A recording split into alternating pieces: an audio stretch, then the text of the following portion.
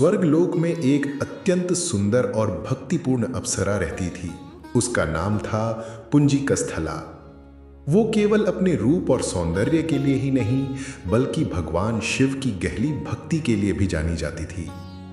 हर दिन वो भोलेनाथ की आराधना करती और उसके हृदय में बस एक ही नाम गूंजता था, शिव। एक दिन पुंजिकस्थला अपनी सखियों के साथ वन विहार के लिए गई। वहां चारों ओर फूलों की खुशबू थी, हवा में संगीत था और पक्षियों का कलरव। सब कुछ दिव्य लग रहा था।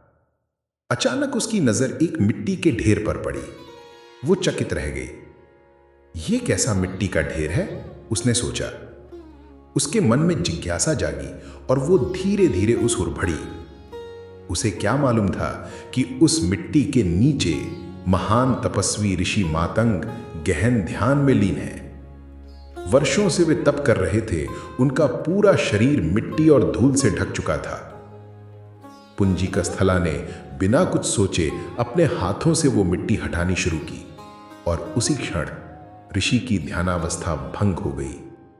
ऋषि मतेंग ने क्रोध से नेत्र खोले और कहा, हे अप्सरा, तुम्हारा मन वानर की भांति चंचल है, अतः तू अगले जन्म में वानर कुल में जन्म लेगी। पुंजिकस्थला घबरा गई। उसने हाथ जोड़कर कहा, हे ऋषिवर, मुझसे ये सब अज्ञानवश हुआ है। मैं तो शिव भक्त हूं, कृपा करके मुझे क्षमा करें। ऋषि का हृदय पिघल गया। उन्होंने शांत स्वर में कहा, तेरा ये शाप ही तेरा वरदान बनेगा। तू वानर कुल में जन्म लेगी, पर तेरे गर्भ से एक दिव्य संतान उत्पन्न होगी जो भगवान शिव का अंश होगी और भगवान श्री राम के कार्य में सहायक बनेगी। समय बीता। वही पुंजिकस्थला अगले जन्म में माता अंजना बनी। उनका विवाह हुआ कपि राजा केसरी से और उनके गर्भ से जन्म हुआ महाबली हनुमान जी का।